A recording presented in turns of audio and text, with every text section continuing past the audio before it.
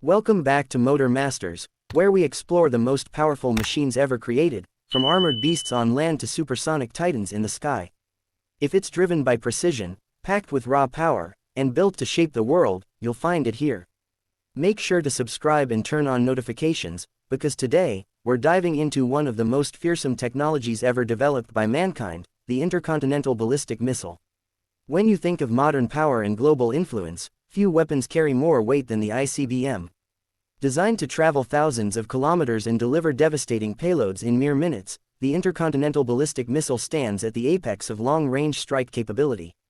These missiles aren't just weapons, they are geopolitical statements, deterrence, and technological marvels all in one. Let's start with what an ICBM actually is.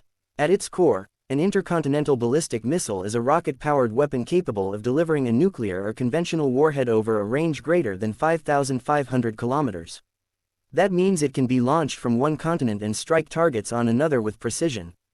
But unlike cruise missiles that hug the terrain and fly at subsonic speeds, ICBMs soar into space, following a suborbital trajectory before re-entering the Earth's atmosphere at hypersonic speeds. It's a fusion of spaceflight and warfare, and it's been in place since the height of the Cold War. The basic structure of an ICBM is composed of three key components: the booster stages, the re-entry vehicle, and the guidance system. Most ICBMs use multi-stage rocket boosters, typically 2 or 3 stages, that burn sequentially to lift the payload into space. Once the missile exits the atmosphere, the re-entry vehicle, containing the warhead, detaches and begins its journey back toward the Earth, guided by sophisticated onboard computers and inertial navigation systems. Newer systems even incorporate satellite-based guidance to improve targeting accuracy down to a matter of meters. What makes ICBMs so terrifying is the sheer speed and scale at which they operate. After launch, the missile can reach speeds of over 24,000 kilometers per hour, that's nearly 20 times the speed of sound. From launch to impact, the entire flight might last just 30 to 40 minutes. And within that short window, the payload, often a thermonuclear warhead, can cause destruction on a citywide or even region-wide scale. But the technology has evolved far beyond a single warhead on a single missile. Modern ICBMs are equipped with MIRV technology, multiple independently targetable re-entry vehicles. That means one missile can carry several nuclear warheads, each programmed to strike a different target. A single missile launch could hit 5 or even 10 separate cities across thousands of kilometers. It's a force multiplier that makes modern ICBMs even more formidable. Let's talk launch platforms. ICBMs can be deployed from underground silos, road mobile launchers, submarines, and even rail-based systems. Silo-based ICBMs, like the U.S. Minuteman III or Russia's -20 rupees, are buried deep in reinforced underground bunkers and kept in a state of near-instant readiness. Submarine-launched variants, like the Trident II or Russia's Bulava, offer stealth and global reach, with the ability to fire from beneath the ocean surface, undetected and nearly impossible to track. Mobile launchers, like the Chinese DF-41 or India's Agni-V, offer flexibility and survivability, as they can be moved across vast distances to avoid preemptive strikes. Speaking of India, let's take a closer look at global players in the ICBM space. The United States, Russia, China, France, the United Kingdom, and India all maintain active ICBM programs. North Korea has also claimed to possess operational ICBMs like the HWASONG-17, although their reliability is debated. Each nation's arsenal reflects its strategic doctrine, whether it's based on deterrence, second strike capability, or rapid response. The United States relies heavily on the Minuteman III, a missile that has been in service since the 1970s but remains effective thanks to regular upgrades. It carries up to 3 warheads and uses advanced guidance to hit targets across the globe. The U.S. is also developing a new ICBM known as the Sentinel, which will replace the Minuteman III in the coming decades. Russia, on the other hand, has embraced both scale and innovation. Their -28 rupees Sarmat, nicknamed Trident II by NATO, is a super-heavy ICBM capable of carrying up to 15 warheads with MIRV capability. It can follow unpredictable flight paths, making it harder to intercept.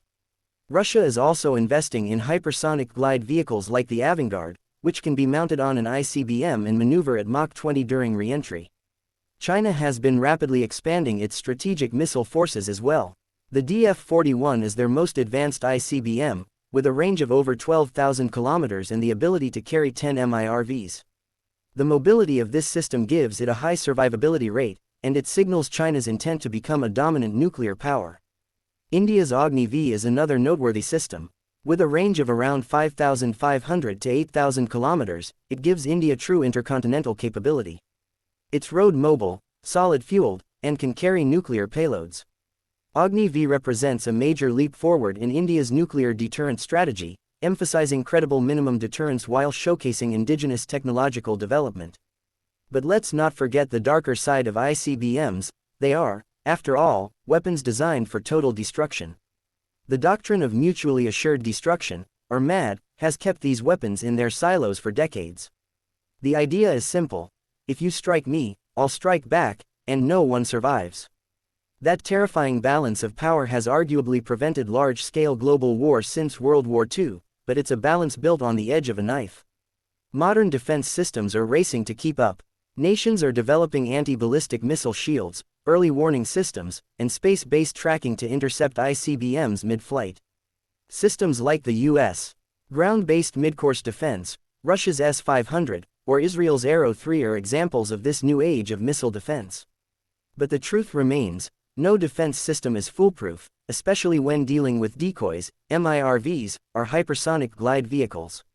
So what does the ICBM really represent in today's world? It's more than a missile. It's a symbol of strategic power, technological mastery, and the delicate peace maintained through deterrence. It's a weapon that has never been used in war, yet its mere existence shapes global policy, defense budgets, and international diplomacy. It's the ultimate "don't push me" card in a high-stakes geopolitical game. That's it for today's deep dive into the world of intercontinental ballistic missiles. If you found this fascinating, you know what to do. Hit that like button, subscribe to Motor Masters for more heavy metal, high-speed, high-impact machines, and turn on those notifications so you don't miss any launches, literal or figurative.